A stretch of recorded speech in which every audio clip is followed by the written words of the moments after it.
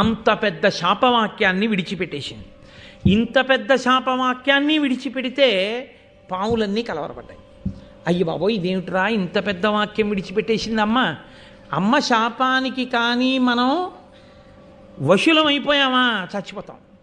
కాబట్టి అమ్మ మాట విందామా, ధర్మానికి కట్టుబడదామా? బతకడం కోసం అమ్మ మాటే విందాం.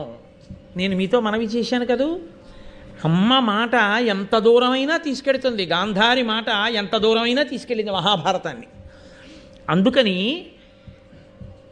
కర్కోటకుడు మొదలైన పాములు వెళ్ళి సన్నగా ఉండేటటువంటి తీగలలా ఆ ఉచ్చైశ్రవము యొక్క తోక నల్లగా ఉండేటట్టుగా చుట్టుకున్నాయి. మరునాడు వినతని తీసుకుని కదురువ ఆ ఉచ్చైశ్రవం ఉండేటటువంటి దగ్గరగా వెళ్ళి, అదిగో తోక నల్లగా ఉంది కాబట్టి నువ్వు ఓడిపోయావు అంటే వెర్రి వినత అంగీకరించిన ఉత్తర క్షణం నుంచి వినత కదురువకు దాసి అయిపోయింది. ఇక తాను సంతోషంగా ఉండడం అన్నది ఏమైనా ఉంటుందా? ఇహ లేదు. ఒకే ఒక్క అతి విశ్వాసముతో పందెమన్న మాట దాకా వెళ్ళిపోవడం. అయిన దానికి కాందానికి పందాలు ఎందుకండి? అప్పటి నుంచి ఇప్పటి వరకు ఈ బెట్టింగులు జీవితాలని పాడు చేస్తూనే ఉన్నాయి కదా. ఇప్పటికీ ఎప్పటికీ కొంతమంది జీవితాలనే పాడు చేసేసాయి. ఎన్ని చోట్ల ఎంతంత స్థితికి వెళ్ళిపోయాయో. అందుకే మహాభారతాన్ని పిల్లలకి వినిపిస్తే పిల్లలు ఎలా బ్రతకాలో అర్థమవుతుంది. కానీ మన దురదృష్టం ఏమిటంటే మహాభారతాన్ని పిల్లలకి వినిపిస్తే వాళ్ళకి ఏదో మౌఢ్యం వచ్చేస్తుందని మనం నమ్మి మనం పిల్లలకి భారతం చెప్పలేము. పిల్లలకి ఎక్కడి నుంచి వస్తుంది సంస్కారం రమ్మంటే, ఎక్కడి నుంచి వస్తుంది పరిణితి రమ్మంటే? నన్నయ్య గారి భారతంలోంచి గట్టిగా ఓ 10 పద్యాలు ఏవి? అక్కర్లేనటువంటి పద్యాలన్నీ, పిచ్చి పిచ్చి పాఠాలన్నీ ఇవాళ పాఠ్యాంశాలుగా ఉన్నాయి. ఏవి పనికొచ్చే నీతులు ఎక్కడున్నాయి? సంస్కారము లేని చదువు ఎవరిని ఉద్ధరించడానికి పనికొస్తుంది కనుక. కాబట్టి ఇప్పుడు వినత కదురువకు దాసి అయిపోయింది. ఆ దాస్యం అలా నడుస్తోంది. అప్పటికి 500 సంవత్సరముల కాలం గడిచింది. హాయిగా కశ్యప ప్రజాపతి యొక్క పత్నిగా అంత సంతోషంగా ఉండవలసింది తొందరపడి అతి విశ్వాసంతో చేసిన పనికి అంత తేజోవంతుడైన కొడుకు శాపవాక్కు విడిచిపెట్టి అరుణుడు రథసారథిగా సూర్యభగవానుడి దగ్గరికి వెళ్ళిపోయాడు. ఇంకొక కొడుకు పుట్టలేదు, ఆ గుడ్డ అలాగే ఉంది. ఆమెకి 1000 మంది పిల్లలు. ఆ పిల్లలు పెరిగి పెద్దవాళ్ళు అవుతున్నారు. దాసి అంటే చేయవలసిందే ఉంటుంది. ఆ 1000 మంది పిల్లలకి స్నానం చేయించింది అనుకోండి, చాలదా? ఎవరికి స్నానం చేయించిందో తెలియదు, ఎవరో మళ్ళీ మట్టిలో పొల్లు వచ్చారో తెలియదు, ఎవరికి పలహారం పెట్టిందో తెలియదు, ఎవరు తిని మళ్ళీ వచ్చేసాడో తెలియదు. 1000 మంది అటెండెన్స్ తీసుకోవడం అంటే మాటలండి. 6 పిల్లలకి స్నానం చేయించడానికి చిన్నతనంలో మా అమ్మగారు ఎంతో వ్యధపడేది. నాకు ఇప్పటికీ గుర్తు. మమ్మల్ని 6 పండగ వస్తే వరుసక్రమంలో నించోపెట్టి మా అన్నదమ్ముల్ని అక్క చెల్లెళ్ళని ఒళ్ళంతా నూనె పెట్టి ఒళ్ళంతా నలుగు పెట్టి చెమట పట్టేస్తుంటే పిచ్చి తల్లి అలాగే ఆ జుత్తు ముడేసుకుంటూ ఆ పమిట కొంగు బిగించుకుంటూ ఇంత గిన్నెలో ఆ నలుగంతా తీసి మా ఒళ్ళంతా పెట్టి ఆటలాడతారా మచ్చలు పడిపోతాయని, మచ్చలు పడకూడదని ఒళ్ళంతా నలుగు పెట్టి నూనె రాసి, మళ్ళీ 6వ వాడికి నలుగు పెట్టిన తర్వాత మొదటి వాడికి నూనె ఇంకుతుందని వాణ్ణి పిలిచి 6 ఆసనాలు వేసి కూర్చోబెట్టి తల మీద నూనె పెట్టి ఆశీర్వచనాలు చేసి మళ్ళీ ఒంగుని కుంకుడు పులుసు పోసి తల రుద్ది ఒళ్ళు రుద్దుతుంటే కంట్లో పడిపోయిందనేవాడు ఒకడు. మొదటివాడికి తలస్నానం చేయించి 6వ వాడికి స్నానం చేసి ఓ తువ్వాలు కట్టి వదిలిపెట్టేటప్పటికీ మొదటివాడు కాగులో నీళ్లు కాగుతున్నాయో లేదో బాగా చూస్తున్నానమ్మా అని బూడిద దగ్గరికి వెళ్ళి ఉప్పు నూదేవాడు. ఒళ్ళంతా బూడితో మళ్ళీ సిద్ధం వాడు, తల మీద బూడితోడు. మళ్ళీ వాడికి తలస్నానం చేయించి ఆఖరికి నాకు ఇప్పటికీ గుర్తు, అందరి స్నానాలు చేసేసిన తర్వాత మేము అందరం బొట్లు ఎట్టుకుని దేవుడి దగ్గరికి వెళ్ళి నమస్కారం పెట్టరండిరా అంటే 6 బొట్లు ఎట్టుకుని విభూతి ఎట్టుకుని నమస్కారం పెట్టుకొచ్చి నిలబడితే ఆవిడ నడుమిలా పట్టుకుని లేచి నిలబడి పిల్లల్ని చూసుకుని ఎంత మురిసిపోయేదో. పిచ్చి తల్లి, నా తల్లి కాదు మీ తల్లులైనా అంతే. అమ్మే. మహాశివరాత్రి నాడు అమ్మని స్మరించకపోతే ఎలా? అమ్మ కన్నా పరదైవం ఎక్కడుంది? కాబట్టి 1000 మంది పిల్లల్ని సాకడం అంటే మాటలా? అంత కష్టపడి సాకింది. ఎవరి కోసం? కద్రువ కోసం వినత. ఈవిడ బిడ్డలే ఒక రకంగా పినతల్లి కాబట్టి. కానీ తన బిడ్డడు ఎక్కడో ఉన్నాడు, ఈ బిడ్డడు గుడ్డులో ఉన్నాడు. వీళ్ళని ఈవిడ సాకుతోంది. ఒక రోజా 2 రోజులా? 500 సంవత్సరాలు. ఏ పాపానికి? కేవలము అతి విశ్వాసానికి కదండి. ఎంతంత ప్రమాదాలు తెస్తాయో, జీవితాల్ని ఎంత అతలాకుతలం చేస్తాయో మహాభారతం ప్రత్యక్ష సాక్ష్యంగా మాట్లాడుతుంది. కాబట్టి ఎక్కడి పరిధిలో అక్కడ ఉండి జాగ్రత్తలో ఉండు పరాకు నేర్పుతుంది మనకి. అతి విశ్వాసము అతిశయము మంచిది కాదు, పందాల జోలికి వెళ్ళకూడదు. కనుక 500 సంవత్సరములు పూర్తయ్యాయి. ఆవిడ అదృష్టం పండింది. ఆతత పక్షమారుత రయప్రవికంపిత ఘూర్ణితాచల వ్రాత మహర్ణవుండు బలవన్ నిజదేహ సముజ్వల ప్రభాతూత పతంగ తేజుడు తిదుండయి తార్క్షుడు తల్లికిన్ మనప్రీతియునర్చుచున్ నెగసె భీమజవంబున నభ్రవీదికిన్. నన్నయ్య గారికి ఎంత సంతోషం కలిగిందో. అమ్మయ్య, వినత దాస్యం తీరిపోయిందనుకున్నారో ఏమో. ఆనందంతో నన్నయ్య గారి మనసు ఎలా ఎగిరిందో గరుత్మంతుని యొక్క జననం అలా జరిగింది. ఎంత గొప్ప పద్యం పడిపోయిందో ఆ ఆనందంలో. అటువంటి సమాసాలు పడిపోయాయి అంతే ఆయనకి. ఆతత పక్షమారుతరయ ప్రవికంపిత ఘూర్ణితాచల వ్రాత మహర్ణవుండు బలవన్ నిజదేహ సముజ్వల ప్రభాతూత పతంగ తేజుడు తితిండయి తార్క్ష్యుడు తల్లికిన్ మనప్రీతియునర్చుచున్ నెగసే భీమజవంబున నభ్రవీదికిన్. ఆయనట ఆతత పక్షమారుతరయ ప్రవికంపిత ఘూర్ణితాచల వ్రాత మహార్ణవుండు. ఆయన పుడుతూనే గుడ్డులోంచి పైకి ఎగరడానికి ఇలా రెక్కలు విప్పి అల్లార్చి పైకి ఎగిరితే ఆయన రెక్కలలోంచి వచ్చినటువంటి గాలికి కులపర్వతాలు లేచి ఎగిరిపోతాయేమో అనుకున్నారట. అంత పెద్ద జంఝామారుతాన్ని సృష్టించగలిగిన పెద్ద రెక్కలు అల్లార్చి ఒక్కసారి ఆకాశంలోకి ఎగిరి అలా ఎగిరితే ఆయన అలా ఎగరడం అంటే ఏదో కాకినాడ మీద కాదు, ఆయన శరీరానికి, ఆయన దేహానికి, ఆయన కాంతికి ఒక్కసారి భూమండలం అంతా అలా తిరిగాడు.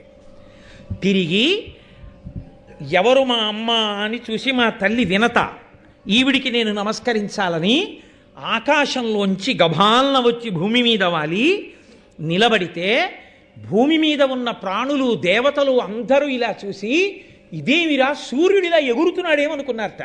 అంత గొప్ప తేజోమూర్తి మహానుభావుడు తల్లికిన్ మనప్రీతియునర్చుచున్ నెగసె భీమజవంబున నభ్రవీదికిన్.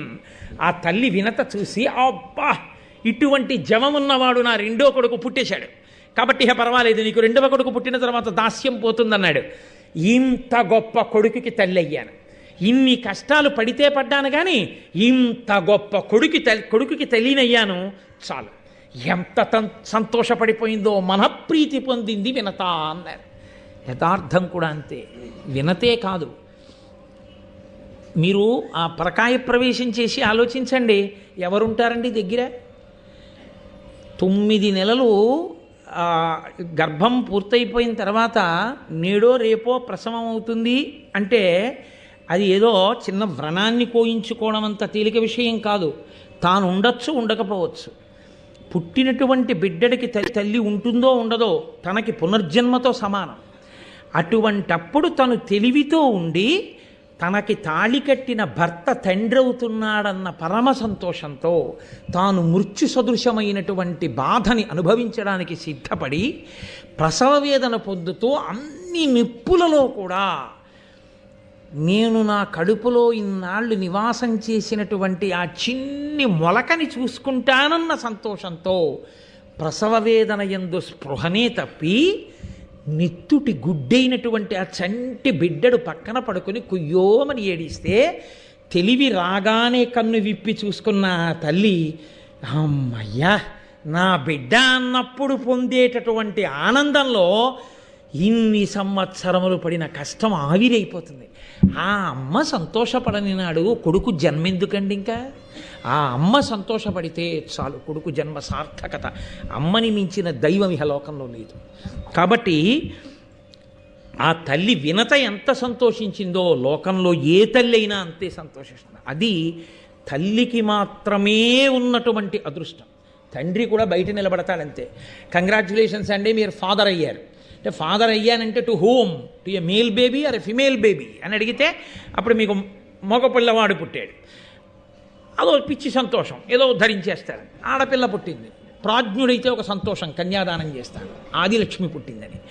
కాబట్టి పరమ సంతోషాన్ని పొంది వాడే ఉంది, బయట కూల్ డ్రింకులో ఏవో ఇచ్చుకుంటాడు. కానీ ఈవిడ పిచ్చి తల్లికి ఎన్ని మెట్లంటే, బిడ్డండి చూసుకుని ఒక సంతోషం, వాడిని తడిమి చూసుకుని ఒక సంతోషం, వాడి పుట్టుమచ్చలు చూసుకుని ఒక సంతోషం, వాడి జుత్తు నొక్కులుగా ఉంటే మా ఆయన జుత్తని సంతోషం, చేతులు పొడుగ్గా ఉంటే మా నాన్నగారి చేతులని సంతోషం, కళ్ళు అందంగా ఉంటే నా కళ్ళే వచ్చాయని సంతోషం, బుగ్గలు చూసి మా అమ్మ బుగ్గలని సంతోషం, వేళ్ళు చూసుకుని మా అత్తగారి వేళ్ళని సంతోషం. ఇన్ని పోలికలు పోల్చుకుని ఇంత బాధ మర్చిపోయి అంత సంతోషపడిపోయి ఆ భర్త లోపలికి వచ్చి ఆ పిల్లాన్ని చూసుకుంటున్నప్పుడు భర్త కళ్ళల్లో మెరుపు చూసి తానెంత మురిసిపోతుందో. అందుకు కదండి అసలు ఆడదాని వల్లరా నెలకో వర్షం, వాళ్ళ వల్లరా నువ్వు బతుకుతున్నావు అని శాస్త్రం. పరమ యథార్థం. నిజంగా అటువంటి ఆడదాన్ని ఖేద పెట్టడం, అటువంటి ఆడదాని మీద పరిహాసం చేయడం ధర్మశాస్త్రంలో లేదు. మన ప్రారంధం కొద్దీ అక్కర్లేని పశ్చిమ దేశాల సంస్కృతిని దిగుమతి చేసుకుని ఇంత హేయమైన రీతిలో ఇవాళ మనం, సరే మిగిలిన విషయాలు నాకెందుకు కానీ, పవిత్రమైన మాటలు చాలు. మహాశివరాత్రి పూట ఇతర ఇంకొక కోణం నాకెందుకు. కాబట్టి ఆ మహానుభావుట ఇంతటి తేజోవంతుడై మా నాన్నగారు ఎక్కడా అని అడగలేదుట. ఆయన అంత వేగంగా ఆకాశంలో వెళ్ళిపోతుంటే దారుణ కల్పాంత మరుత్ప్రేరిత హవ్య వహ శిఖల పెళ్లిదియని బృందారకముని బృంద స్తుతి పోరన తానగ్ని సూక్తములతో నెసగెన్. దేవతలు ఋషులు అందరూ అనుకున్నారట, ఓహో ప్రళయకాలం వచ్చేసిందిలా ఉంది, ప్రళయకాలంలో ఉండేటటువంటి అగ్నిహోత్రం వ్యాపిస్తోందన్నమాట అంతటా. అయ్య బాబోయ్ ఎంత తేజోవంతంగా ఉందోనని రక్ష చెయ్యి అని అగ్ని సూక్తములతో, అగ్నిహోత్రుడు వ్యాపిస్తున్నాడని అగ్ని సూక్తములతో ప్రార్థన చేశారట. తెలుగు భారతంలో లేదు కానీ అగ్నిహోత్రుడు కనపడి చెప్తాడు, నేను కాదయ్యా గరుత్మంతుడని మహాపురుషుడు ఆవిర్భవించాడు, సుపర్ణుడు, ఆయన రెక్కలతో ఎగురుతున్నాడు, ఆయన నేను కాదని చెప్తే అప్పుడు ఆయన్ని కీర్తించాడు. ఆయనట అంత వేగంతో ఆకాశంలో తిరిగి నా తండ్రి ఎవరనలేదు, మాతృదేవోభవ, మొదటి నమస్కారం తల్లికే. ఆ తల్లి గౌరవం తెలుసున్న వాడికి లోకంలో అన్నిటికన్నా పోయిందని ఏడవలసిన రోజు ఏదైనా ఉంటే తల్లి పోయిన రోజు ఒకటే. నాకు లేదని ఏడవలసిన రోజు ఏదైనా ఉంటే నాకు తల్లి లేదని గుర్తొచ్చినప్పుడు మాత్రమే, ఇంకా దేనికి ఏడవక్కర్లేదు. మళ్ళీ అలా ఏడవలసిన రోజు రాకూడదు పురుషుడి జీవితంలో. మళ్ళీ తల్లి స్థానంలో తల్లి స్థానంగా నిలబడి అనునయించగలిగిన ఏకైక వ్యక్తి పత్ని. ఆమె వెళ్ళిపోయిన నాడిహ పురుషుడంత దరిద్రుడు వేడొకడు లేడు. అందుకే అష్టదరిద్రాల్లో ఒకటిగా చెప్పారు. కాబట్టి ఆయన హరికులిషక్షతి ఎరుగని గురుతర పక్షములతోడి కులగురివోలెన్ గరుడండు గగనగతి ఉరుతర జవమున నరుగుదించి తల్లికి బ్రొక్కెన్. ఇది నన్నయ్య గారు మన జాతికి నేర్పినటువంటి పాఠం. ఆయన ఎటువంటి వాడు? దేవేంద్రుడు విడిచిపెట్టినటువంటి వజ్రాయుధం పర్వతముల యొక్క రెక్కల్ని కోసేసింది ఒకప్పుడు. పూర్వం రామాయణం బాలకాండలో మీరు విన్నారు, ఆ సుందరకాండలో పర్వతాలన్నీ కూడా ఎగురుతూ వెళ్ళి ఎక్కడ పడితే అక్కడ దిగుతుండేవి. ఇక్కడెక్కడ భారతం చెప్తున్నట్టంటే అవి కూడా వచ్చి దిగుతుండేవి. అవి వచ్చి దిగితే ఆ మోటార్ సైకిళ్ళు ఏమైపోవాలి, ఆ సైకిళ్ళు ఏమైపోవాలి, ఆ కార్లు ఏమైపోవాలి, ప్రజలు గగ్గోలు పెట్టేస్తున్నారని దేవేంద్రుడు ఏం చేశాడంటే పర్వతాల యొక్క పక్షములను రెక్కలన్నిటినీ తరిగేశాడు. తరిగేస్తే పర్వతాలు ఎగరకుండా ఎక్కడో కూర్చుండిపోయి, దేవేంద్రుడి చేత తరగబడడానికి సాధ్యము కానంత శక్తివంతమైన రెక్కలు కలిగిన ఒక కులపర్వతము ఉంది. అది ఎగిరితే ఆకాశంలో ఎలా ఉంటుందో అలా ఎగిరేట గరుత్మంతుడు. అంటే దాని అర్థం ఏమిటి?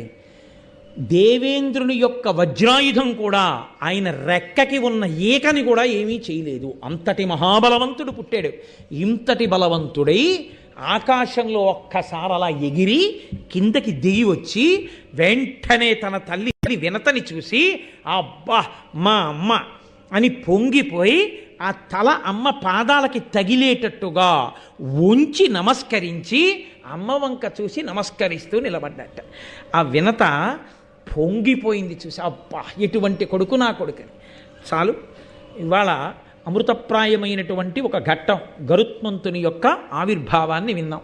నాకు కూడా కొంచెం ఇవాళ ఉపవాసం చేత కాస్త ఓపిక తక్కువ ఉంటుంది కదా, అందుకని ఒక అరగంట ఉపన్యాసానికి మినహాయింపు ఇప్పించండి.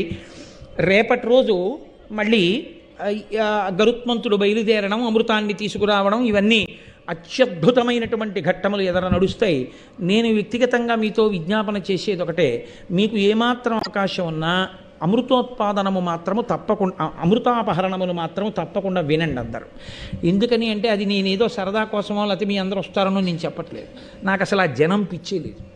ఒక్క కారణానికే చెప్తున్నాను. అమృతాపహరణ ఘట్టము అంత గొప్పది, చాలా చాలా గొప్పది. దానికి నన్నయ్య గారు ఫలశ్రుతి చెప్పారు అంటే ఎంత గొప్పదో చూడండి.